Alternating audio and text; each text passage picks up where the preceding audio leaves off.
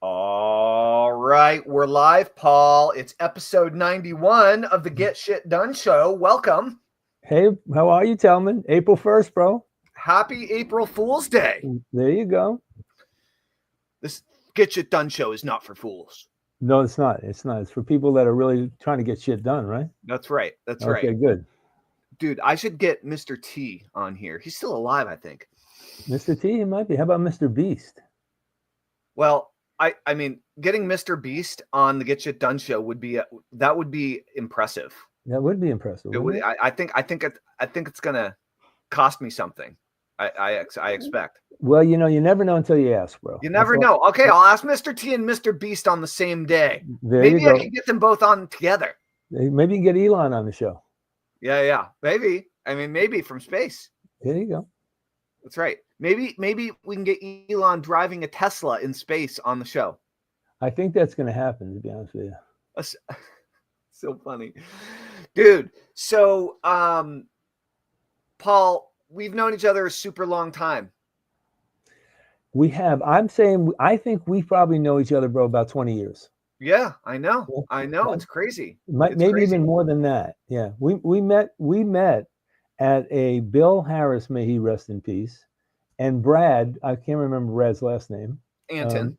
Yeah. We met at that event.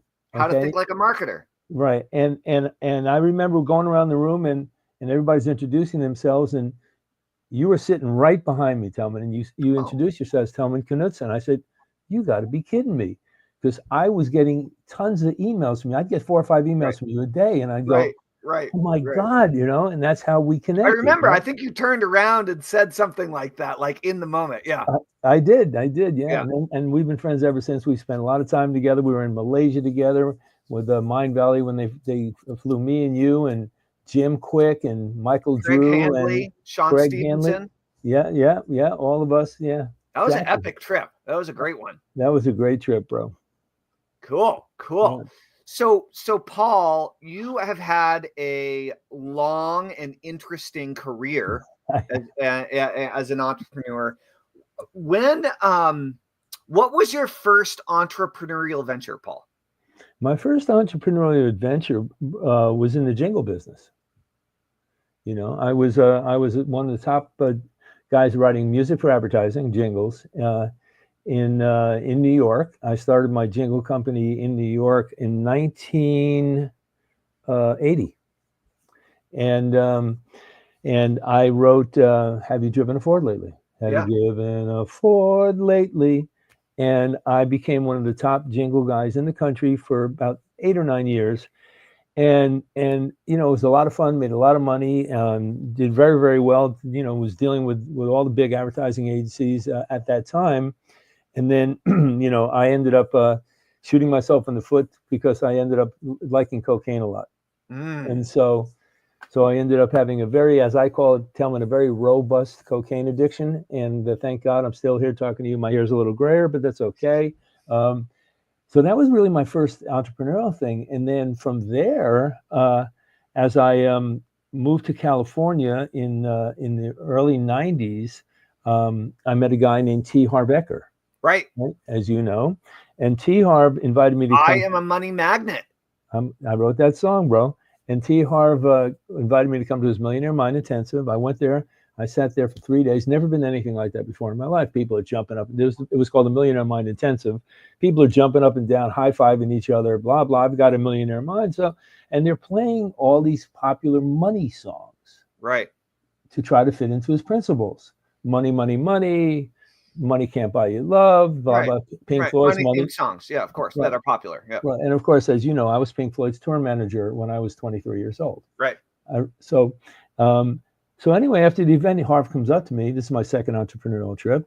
Harv comes up to me and says, hey, what'd you think? I said, Harv, you're a great teacher. Your music sucks, bro. Right. So what do you mean my music sucks? I said, well, you seem to play all these songs, blah, blah, blah. Why don't you have your own song? Right. Right, because I'm come from a marketing background, music and marketing. He said, yeah, well, how would I do that? So I said, I'll write you a song. So I wrote him a song called I've Got a Millionaire Mind. Yeah. Sang it live. You probably, I think you know the story. I sang it live. And he comes up to me after and he says, can you write songs for all my courses? Wait, you sang the song live? Yeah. I sang all the songs, bro. I didn't know you sing all the songs. Yeah. So by the way, I should send you all this. My low ticket item is 37 success songs for $33. I'll send you all of them. Cool. So anyway, he comes up to me after and he says, "Can you write songs for all my courses?" And this is for anybody that's listening. Here's the only negotiating tactic I use. I said to Harv, "Well, Harv, if the deal's right, I can do anything." Right. Right. And so we made a deal, and we sold this one song, bro. I've Got a Millionaire Mind. He sold it for $7. Right. We made a lot of money. And then I ended up writing about 16 songs for him. And then I got a call from Jack Canfield. Right.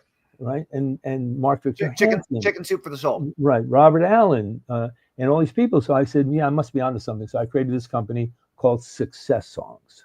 So you can go to successsongs.com. So Success Songs is an evolution of the jingle business. Exactly. Right. Exactly. Yeah. And so that was my second entrepreneurial thing. And then finally I ended up talking to Harv one day and said, "You know what, man, I think I want to start speaking." He said, "Well, what would you speak about?"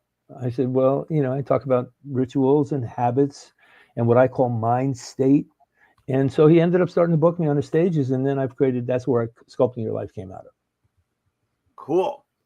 So I went, I can't remember if I went to a exclusive Harv Eker 3-day event or if I only saw him speak at one-off, events at other people's things. But one way or the other, I bought a bunch of his stuff, and I certainly bought his book.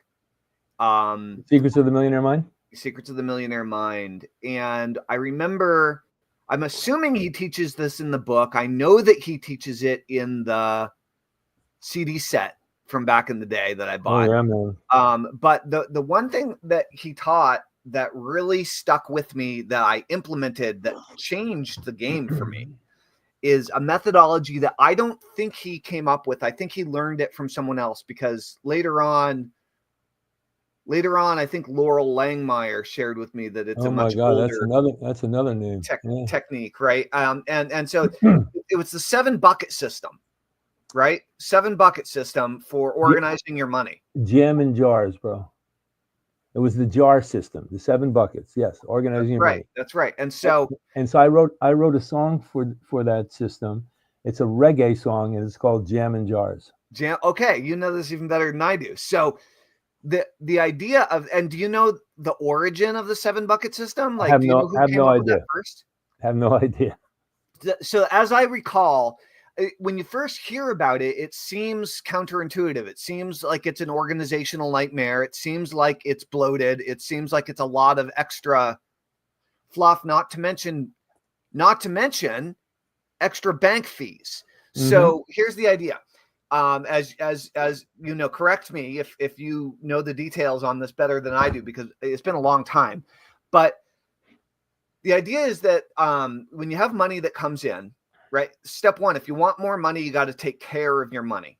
Mm-hmm. Okay, you got to set up a system where you're actually looking at it every day, mm-hmm. where you're paying close attention to it, and where you're organizing it properly. So you're not just constantly making a bunch of emotional decisions around money, right? And so you have 7 jars or 7 buckets that you want to divide your money up into, not necessarily in equal portions.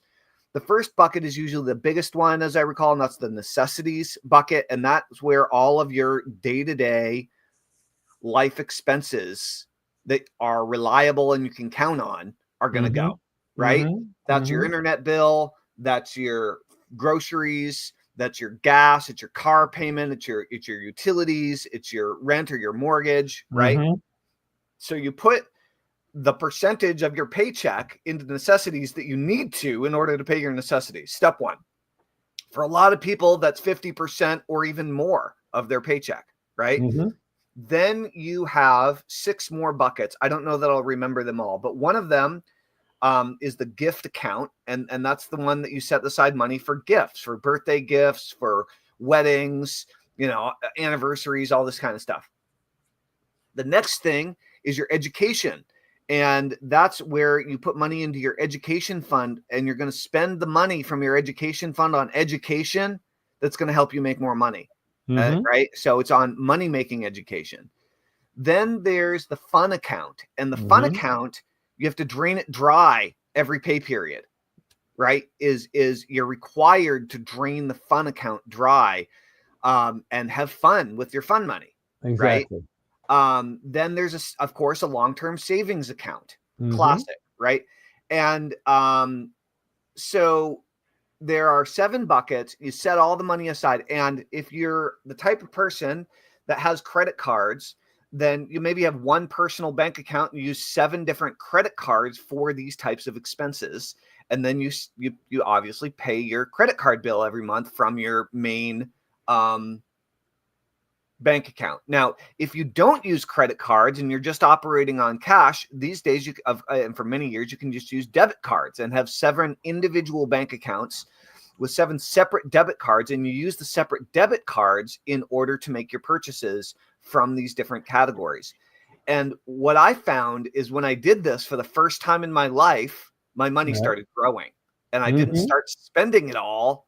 I didn't continue to spend it all, no matter how much I made every month, and end up in the same position month after month after month. It was amazing by just putting my attention and focus on it, how that worked. And so I went on to have that for my personal bank accounts, but then I also did it with my business bank accounts. And so I had, at one point, I think 21 bank accounts, because I had a couple of different businesses that each had 7 bank accounts, and I had my personal one. And then my wife at the time, now ex-wife, had her own separate sets of bank accounts. And so we had all these bank accounts, but still having the bucket set aside was a really transformational process. Did you ever implement that system yourself? Well, to be totally honest with you, absolutely not. But I, as I told you, I wrote a song around it. Yeah. But the whole idea of him doing that, I remember, because, you know, I mean, that part of his presentation or his speech on the stage, you know, he called it jars. That's what he called them.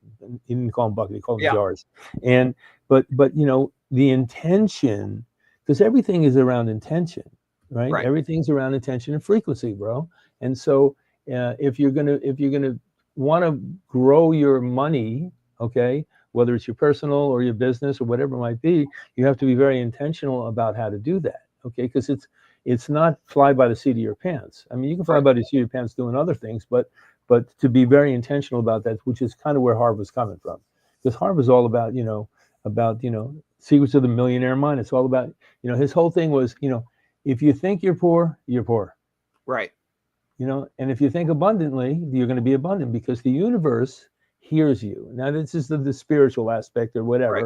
You know, I always say there's woo-woo, there's foo-foo, if you will, and there's what I call, because I come up with my own language, there's woo-foo, okay? And so... Hold on, slow down. I know what woo-woo is. Woo-woo is like new age, woo-woo, like modernized spirituality, woo-woo, right? Yeah. What's foo-foo? Foo-foo, you know, for me, my interpretation of foo-foo is like, you know, crystals and things like that. Oh, see, I'd call that woo-woo too. Okay, well, that's all right. Yeah. So woo-woo and then woo-foo. And then I put them together and call it woo-foo, right? Okay. But it's a little bit more real world stuff. It's okay to have all that stuff. See, I mean, I always said, you know, I love when people tell me, and I'm not judging, I'm just giving you my opinion. I love when people tell me that about the law of attraction. Now, the law of attraction is a beautiful concept, okay? You know, The Secret was about the law of attraction, right? Totally. The one thing they didn't tell you in The Secret that nobody will tell you when they teach you law of attraction is one thing. You ready? I'm ready. You gotta take action. Yeah, the law of action plus the law of attraction. And if you want to get shit done, you gotta take action. All about the law of action. Yep. Exactly, right? And so you know, the whole idea of just sitting there going, oh man, I'm going to make $1 million. I'm going to have this dream board. I'm going to do all this stuff. I'm going to do all that. That's all great, because your frequency needs to be honed in Yeah, I mean, to if you're what just you want to. negative and depressed and in the doldrums and like constantly like focusing on all the crap that's not working in your life, that's probably not going to improve your situation. No, Right? and a lot of people do that. They focus on what they Totally. don't want. Totally. It's like one of my programs is called Day Sculpting, and basically it's a 90-day program that teaches you how to create success one day at a time by being very intentional. Okay. Right. The last thing you do in that program is at night. It's called Highlights and Insights. Okay. Most people, okay, when they review their day, Yeah. most people review their day. I know they do, right? What they focus in on is what they didn't do. So there's negative energy, as opposed to focusing in on what did you do. I don't care how big it is or how small it is, but the forward motion is going to create momentum for you. And if you think that way, then that's a positive outlook on what's going to happen in your life. But if you're sitting there at night going, shit, I didn't do this, and geez, I didn't do that, and I didn't do that, I mean, pretty soon you're going to stop thinking about anything and just going to go, shit, I just need to go to sleep, leave me alone. Right. But so again, it's all frequency. So the whole idea, again, back to the jar thing, is really, man, if you think about it, when you plan out stuff, I'm a big planner, bro. I like to plan. I don't do to-do lists because I don't believe in them. Our good friend Mark Victor Hansen said to me one time, he said, so what are your 100 goals this year? And I said, 100 goals? I said, bro, I got about 5 goals. If I can do these big 5 goals in these 5 areas of my life, spiritual and mental and physical and emotional and relationship and whatever, I'm doing good. But 100 goals, that's great. I used to do to-do lists, okay? I used to sit there and wake up every morning and write down, I'm going to do these 25 things today. Right. And then after I finish the list, I think about maybe I can do one more. And at the end, of course, I'm not going to do any of it. So I do 3 things a day. I do 3 big rocks a day. Harp taught the whole big rock. I learned the three element principle in strategic coach with Dan Sullivan. Exactly. I do 3 things a day to get me towards my chief aim for the day. Yeah. I call it a chief aim. I don't call it a goal. And the reason I call it a chief aim is I thought because me, I like to come up with my own language. I thought it was really brilliant. Man, I'm going to call it chief aim. Everybody else is going to call it goals. I'm going to call it chief aim. And then I thought I came up with this original. And then I read this every day, 365 days of Think and Grow Rich, right? And I was reading, I think it's one of the days in July, and Napoleon Hill talks about when you have a definite chief aim, you have a target, and you're going for it, right? And so I just figured, listen, I'm really big about planning. I'm really big about making sure that whatever I'm going to do, I'm going to actually do. Right. Because if you don't keep your word to yourself, you're not going to keep your word to anybody. That's right. That's right. Right.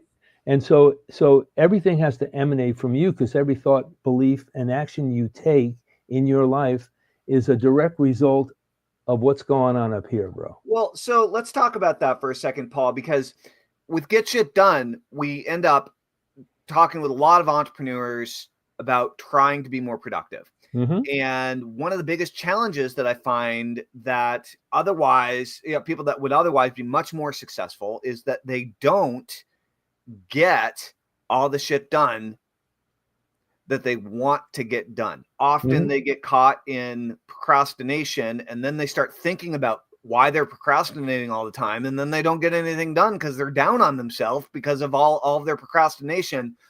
And so a question I have for you is about accountability. So lots of people, myself included, are not good with self accountability. And Get Shit Done is an effort to strengthen, to improve one's self accountability. However, what I've noticed is that just add a little bit of outside accountability and your productivity goes through the roof. And so I'm wondering about how that works for you, or with your process is, do you need anyone or anything outside of yourself in order to really jump and get the shit done? Or are you really good at following through and staying accountable to yourself and staying accountable to the things that you set out to do for yourself that nobody else either knows about or is directly impacted by other than you? How do you deal with keeping self-accountability, and what tricks or strategies do you have in order to consistently follow through on the things that you set out to do for yourself in this way? How do you do it? Okay, so great question. Thank you for that. So I'm really good at holding myself accountable. Yeah. Okay? Yeah. Because I've been there. I've been doing this a long time. I've been on both sides of the fence, bro. Right. Okay. The problem that most entrepreneurs have, as you well know, so I call them mind traps. Okay. So mind traps are limiting beliefs, but everybody calls them limiting beliefs. I call them mind traps. Yeah. I've identified 10 mind traps. If I can remember them, everybody's got them. First, one is procrastination. Yeah. Okay.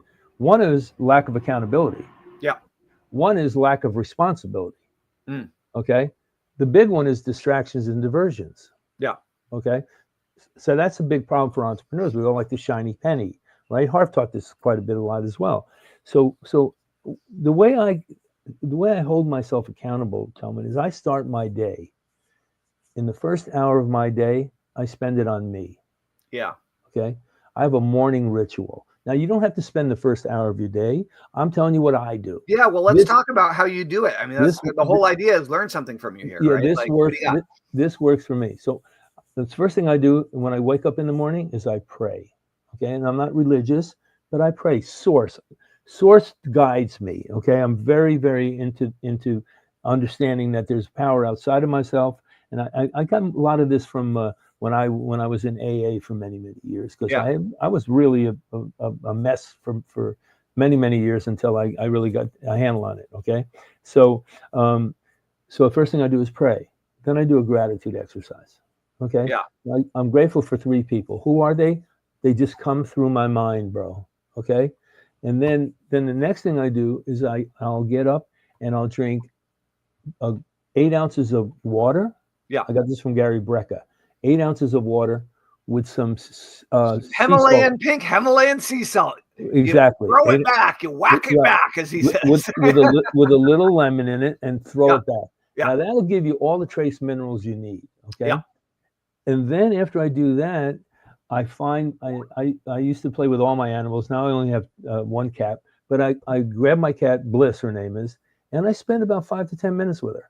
Yeah. Okay. And the reason I spend time with my animals is because they teach me unconditional love. Mm. So I get out of my head and into my heart. Okay. I had cats forever. I love cats. I used to have 5 cats. I have no animals right now. They all slowly died over time. I haven't replenished my animals. But yeah, so, I love pets. I love animals, but you're right on the unconditional love thing. It's a good reminder. Exactly. So I do that. And then after I do that, I listen to so I have a brain technology too, right? The binaural beat technology, where I take binaural beat, heartbeat, and breathing patterns, put it together. I call it multivariant resonant technology.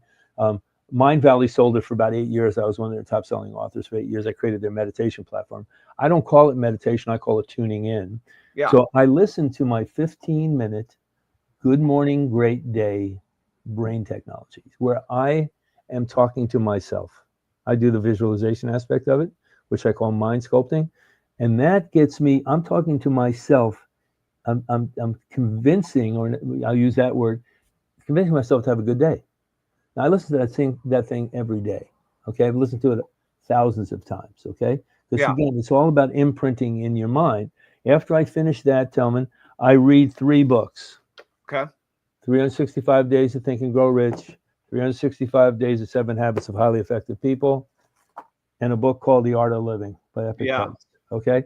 So today I read April 1st in these books. Right. I probably read April 1st 20 times, because I've been doing this for about 20 years.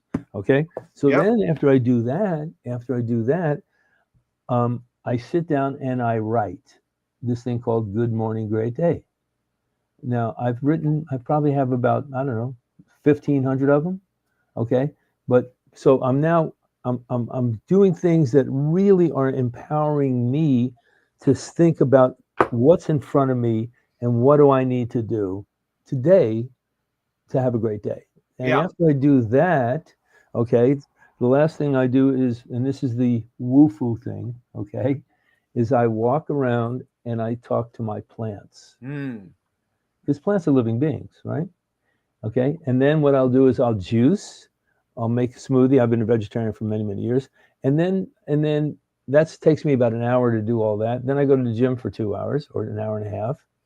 And I'm ready to rock and roll by 10 o'clock in the morning. But I have a very specific, so that gets me out of my head, Right. into my heart, and actually gets me out of my own way. Right. Okay.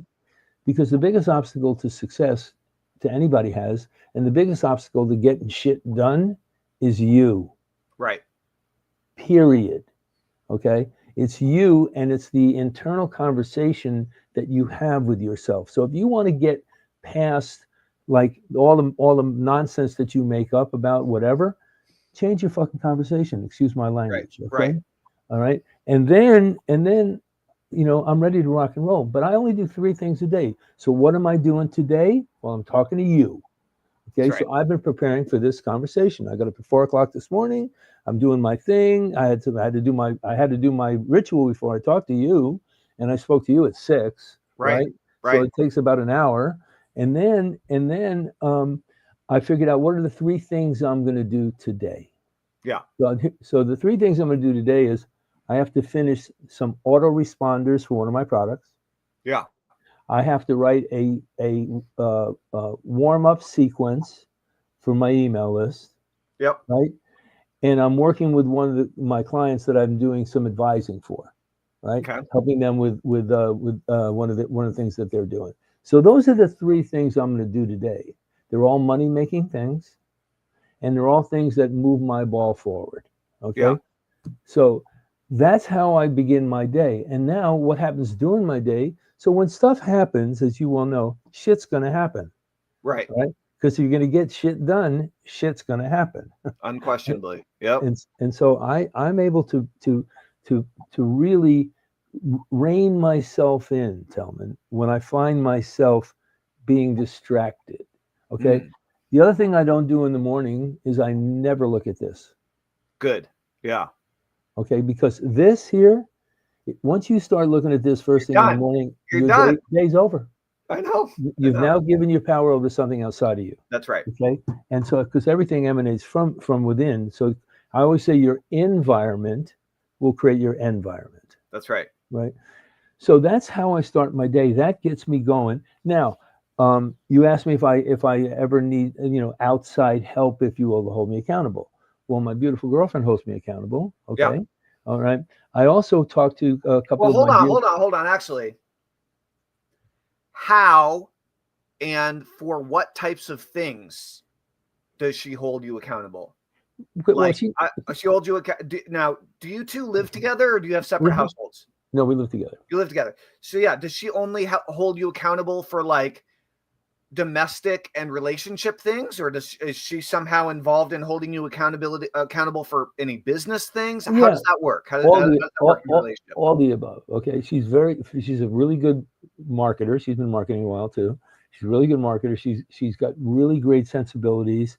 I will always run, if I write an email or something, I always have her read it. Okay. So, I mean, she kind of gives, and then if for some reason I don't run anything by her, she'll go, "Hey, did you do the thing you said you're going to do?" Okay. Now I live with her. So, I gotta hold my shit, bro, here. Right. Yeah. See, I've had a hard time. I mean, especially post-divorce and then like dating and different things like this. I've had a really hard time. Like I keep separation now between my business and my romantic relationship, and it's hard because there used to be no separation, and so it's a. Well, we have a common vision. Condora, her name is Condora. Real name is Hillary Moore, but her spirit name is Condora. But Condora and I, we really have a common vision for things, and we're actually doing things together, okay, as well as doing things separately. So she's my rock, and I'm hers, but the whole idea again of setting your day up, to see how you start your day, everybody, is going to be what happens in your day. Dude, It's just there's There's no way around that. But here's the thing. I'm going to give you some pushback because I suck at aspects of this, and I want to know. So you're a creative. You've been writing songs for a living in one way, shape, or form for many years, and you, you play music, you sing, you do what? You're a creative dude. You've always been a creative dude, and maybe being creative has nothing to do with the objection I'm about to give you, but it feels like it does to me, which is. I'm getting better at this as I'm getting older. That's the good news. But I resist routine like crazy. And I'm wondering about how do you manage when you outline this routine, for example? Is that actually your routine every day, or is that your perfect world? Every day. Okay, so how do you get yourself to actually follow a morning routine on a consistent basis that's generative and sets you up for success versus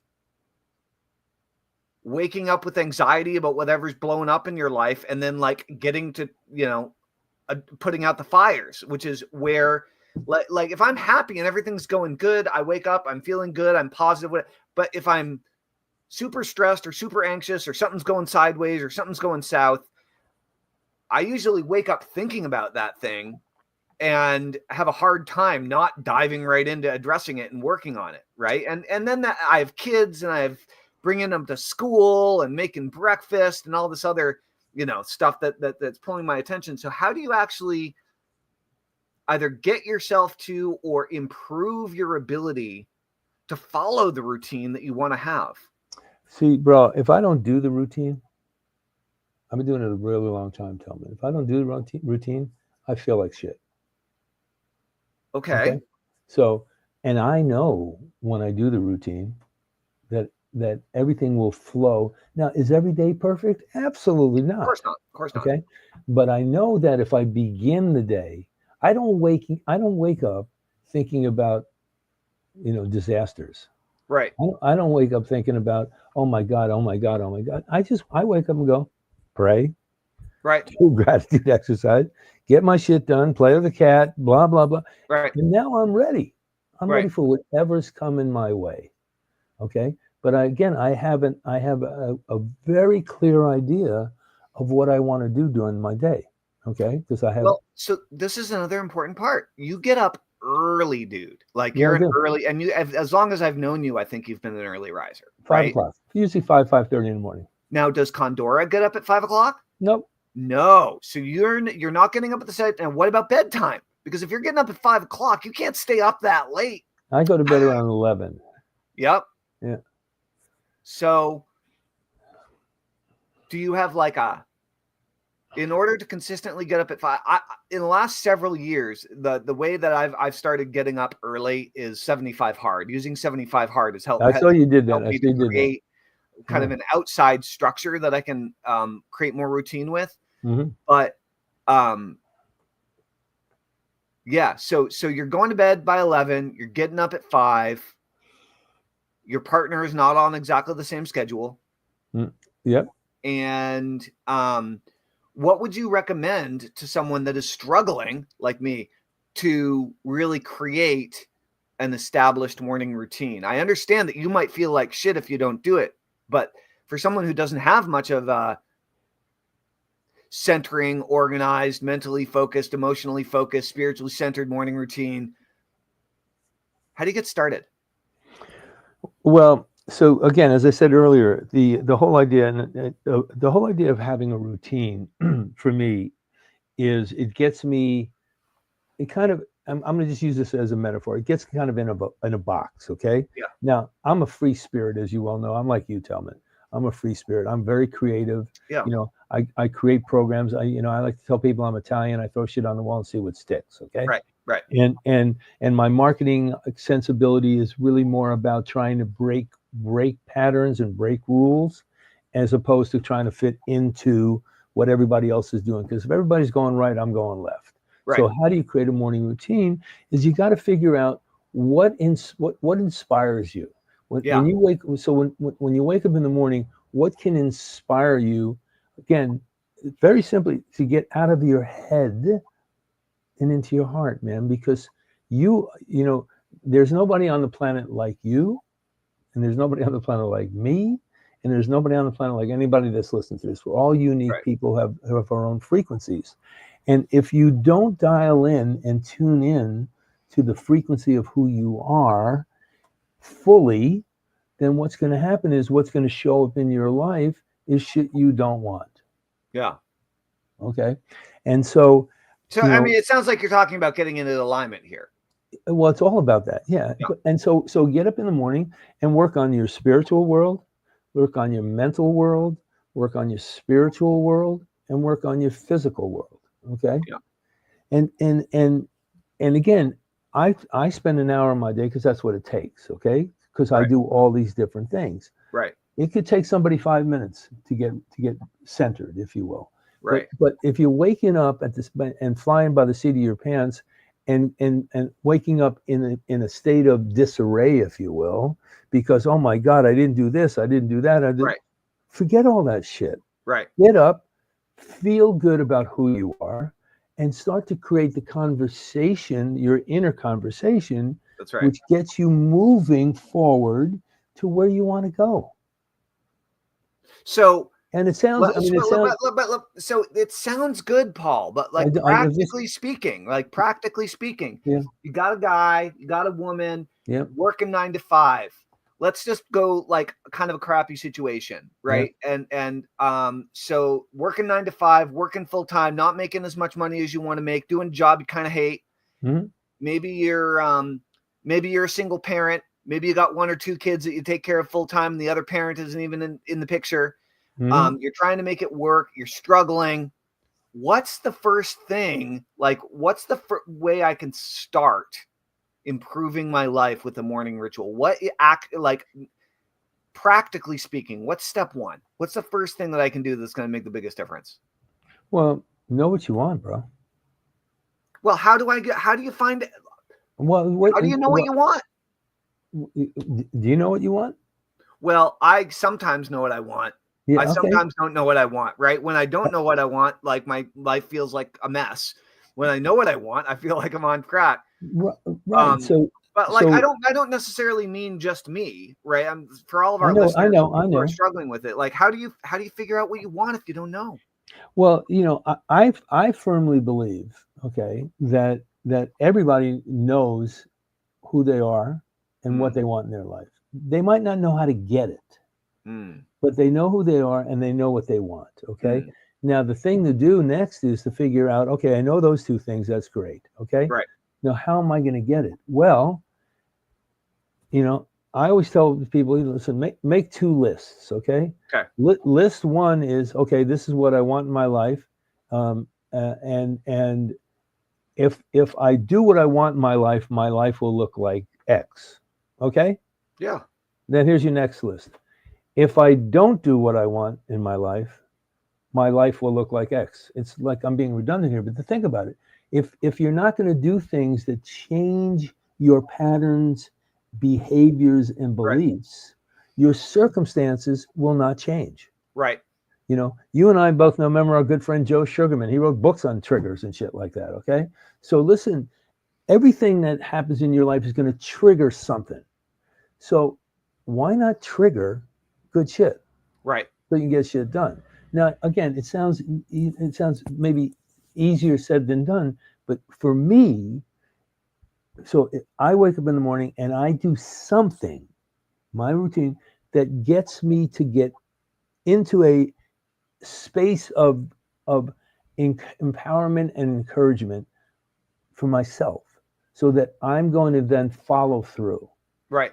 And so if you wake up and you're in a state of disarray and you're flying by the seat of your pants, right. And, oh my God, this didn't happen, and that didn't happen, this didn't happen, that didn't happen, and you don't change something, right, then that's just going to happen every freaking day. What it seems like, and people make excuses, Tillman. Right. People make excuses.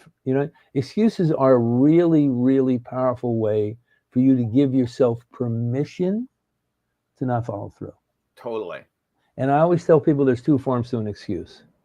There's the excuse you make for something. Yeah. and then the excuse you make for the excuse. Now that's more of an internal thing.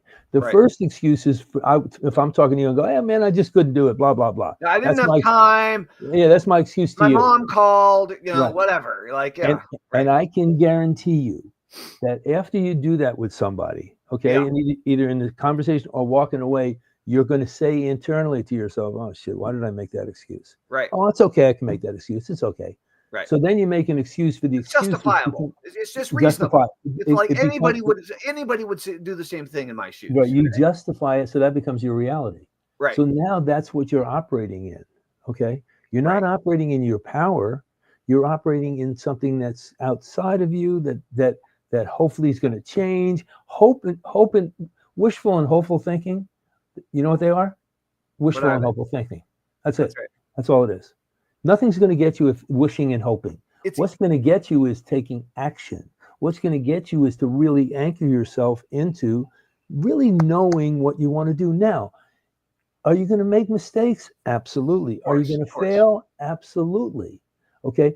But if you're scared to do that, if you have a fear of failure, then what's going to happen is fear is going to run your life. Now, I think fear of failure actually, people cite it as a very common reason that they're not successful in the way they want to be. sure.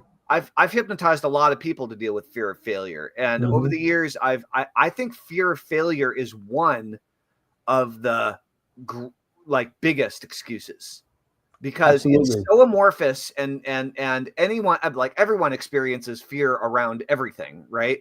But to say that that's the reason that you're not doing anything, I think it's actually putting the cart before the horse a little bit, because here's what I think.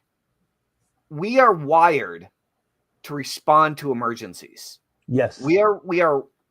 It's the reason that everyone's always upset about all the bad news headlines.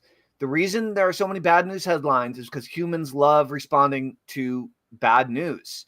We love responding to urgency, and we are hardwired to tune into things that we're afraid of, and to focus on keeping ourselves alive, survival, right? By avoiding these things we're afraid of. And so when we wake up in the morning, when I wake up in the morning, if things aren't going well, and I like wake up anxious or worried about something, by nature, and usually that comes from looking at something on my phone, right? But by nature, that fear response is so much easier for your brain to latch on to focusing on than it is to focus on the bigger, better, brighter future that you're working toward that doesn't exist right now. And that's because people don't like uncertainty. Right. Okay. And So because certainty is a very powerful emotion and a feeling. And so when you avoid stuff, okay, right.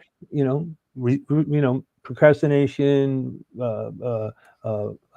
excuses, whatever it might be, when you avoid stuff, then you get into the resistance of wanting to do something different because it's not familiar, and so you play in a state of uncertainty.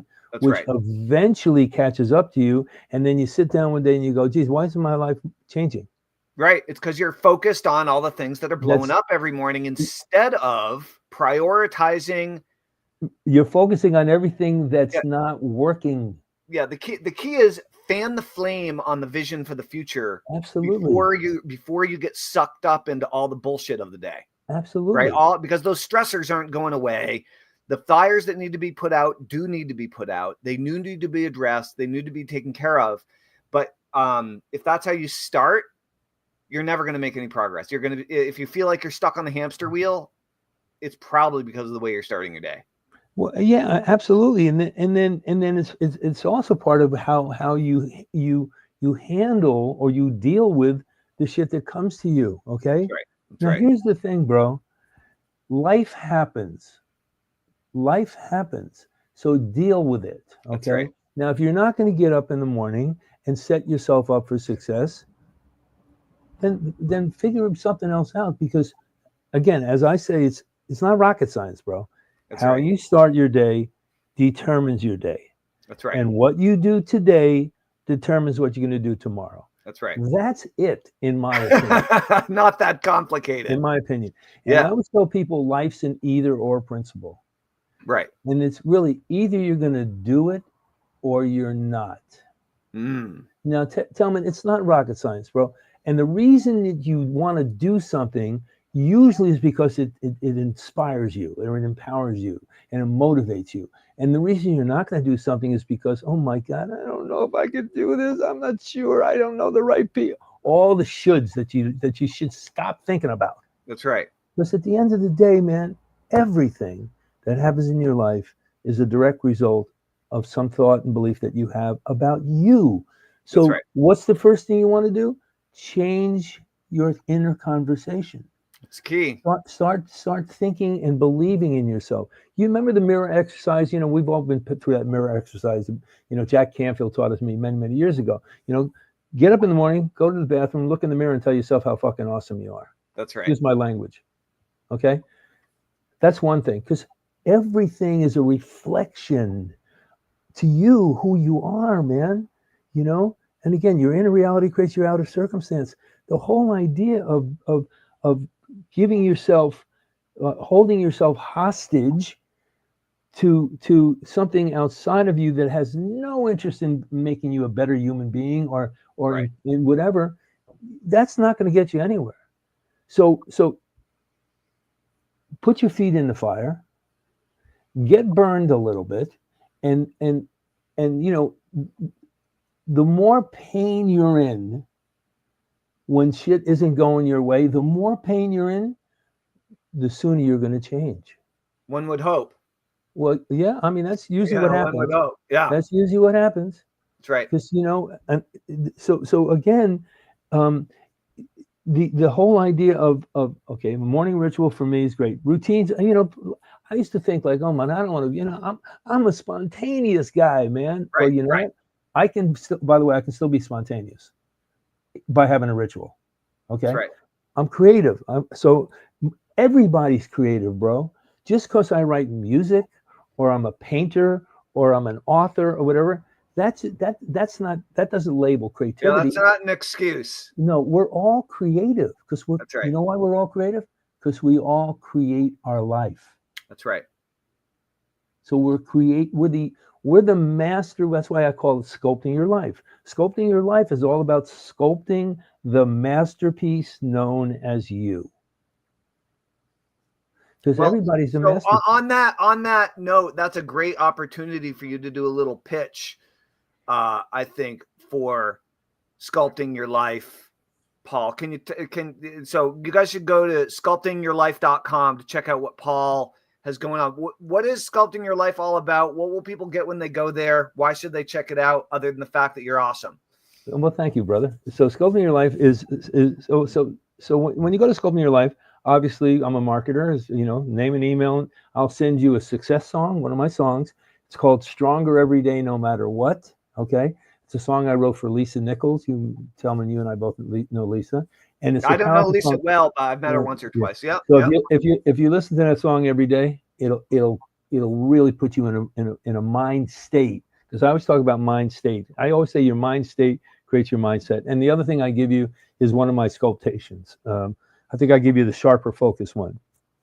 Yeah. And these are things that are just going to get your mind state operating in a forward motion and more in alignment with what it is that you want to create in your life. The sculpting your life is really about getting you to understand that the biggest obstacle to success is you.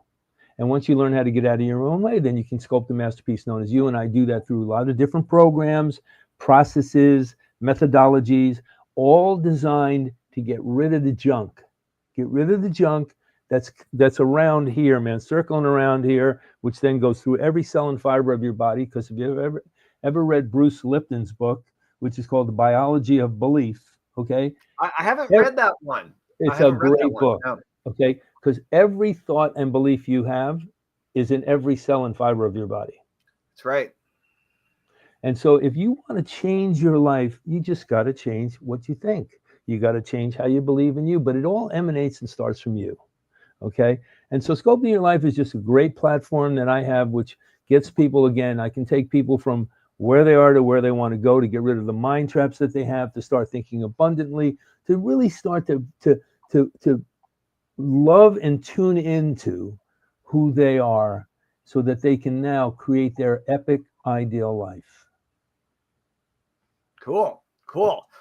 Guys, if you're enjoying the conversation with Paul Hoffman today about changing your life, improving your life, about sculpting your life, and definitely using the power of the morning routine to do so, go check out sculptingyourlife.com, listen to some of Paul's audios, take some of Paul's advice about creating incredible morning routines, and watch your success flow to you like never before.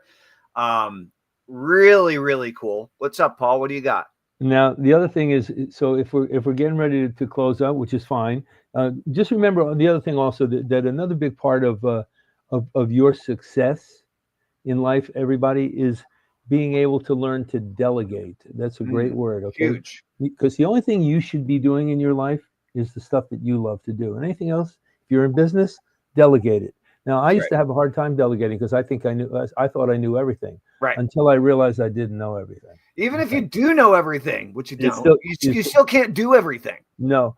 You know? And so not all at once. No. And so the other thing I like to do every time I do a talk or a podcast or an interview is I always like to tell people how they can get in touch with me. Please. Okay. So my personal email is Paul Hoffman 24, which is my basketball jersey number, Paul Hoffman 24 at gmail.com. Cool. And my cell phone is 323-810-5588. Now I give this to you because I'm here to serve. I love my brother Telman. I'm here to serve his audience and do whatever I can to uplift everybody if that's what they want to do. So if you have a question for me, you'd like to ask me something, you can send me an email, or you can text me, or even call me, and just to make sure I know that you've heard from me on the Get Shit Done thing. Right. Now, you have my permission. Guys. You have my permission to do that. Now, if you don't do that, that's on you. That's right.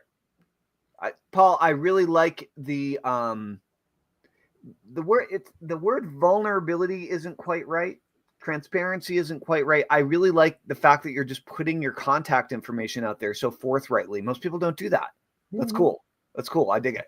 I dig it. I mean, shit, man. I mean, if I can help one person, that's right. Okay, then I've had a great day. So, Paul, I know you're in a relationship with Condora. You have a long-term partnership. Are you a one-man show with your business? Do you have assistants? Do you have a team? How big is your organization at this point, or small is your organization? What's the deal? Well, I'm all about a lean, mean machine. I've always had that. Okay, I don't think the more employees you have, the more successful you are. Now you have, I mean, obviously, the bigger your company, you have to have some other people. I'm the visionary and the face and the content creator of my company. I have an assistant and I have a tech team, and that's it. Cool. And is your tech team interface with like an outsourced overseas tech team or something? Is it one person you interface, or do you have a whole group? They're in India. Well, it's a team in India. Yeah. It's why, I mean, there's a friend of mine who owns the company, but he has a team, and they're really, really good, really, really smart. And the reason I like them is because they're not only technically savvy, if you will, but they're marketers. Cool. Okay. And so you have a virtual assistant, right?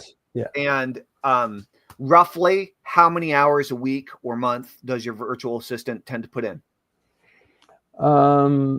Anywhere between 20 and 30. Cool. A week. Yeah. And so you're a solopreneur with an outsourced tech team and a part-time virtual assistant, and you've been doing that for years. Yeah. Awesome. The reason I ask is just because people want to know who they're relating to, and I have a ton of solopreneurs that are following us on Get Shit Done. So for all of you who are paying attention, Paul's a good guy to pay attention to, good guy to listen to. Go to sculptingyourlife.com. If you haven't done so already, opt in, join his list, check out his music, check out his stuff, check out his training. And I know you have some pretty awesome kind of high level coaching programs and all this other kind of stuff from working with clients privately to group programs and so on. So guys, if you like Paul, he's a great mentor. I would highly recommend you go check his stuff out. And if you haven't done so already, if you're an entrepreneur who wants to get shit done, then I encourage you to go on over to getshitdone.com. Join the Get Shit Done community. We have a great school group going on over there. We will train you to dramatically increase your productivity, overcome procrastination, and get shit done. That's the name of the game. Yeah. Paul, anything you want to say before we wrap? I just want to say to everybody that's listening and people that will listen, hi, everybody. Nice to see you again. This guy here, Telman Knudsen, is one of the seventh wonders of the world. I say that because I really love this guy. He's been very instrumental in me understanding many things about my business and marketing. But aside from that, he's just a good human being. He's a really heart-centered human being. So if you get a chance to work with him, aside from listening to all his great stuff, then I would encourage you to do that, because he really knows his stuff, and he's really dedicated and committed to helping people. And I love him. I just love him. That's awesome, Paul. I appreciate the kind words. Thank you so much. Yeah, bro. Awesome. Well, this has been great. Episode 91 of the Get Shit Done show. On April 1st. April 1st, April Fool's Day, 2025. This is no joke. This has been great, Paul.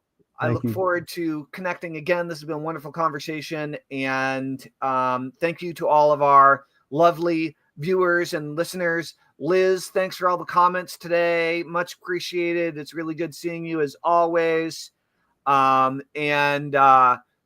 Thank you, Liz. I appreciate that. And I hope you guys have an absolutely awesome day. And I look forward to seeing you tomorrow morning at 9 a.m. Eastern. Okay. Much love, everybody. Thanks, Paul. Okay. Enjoy the day. Bye, everybody.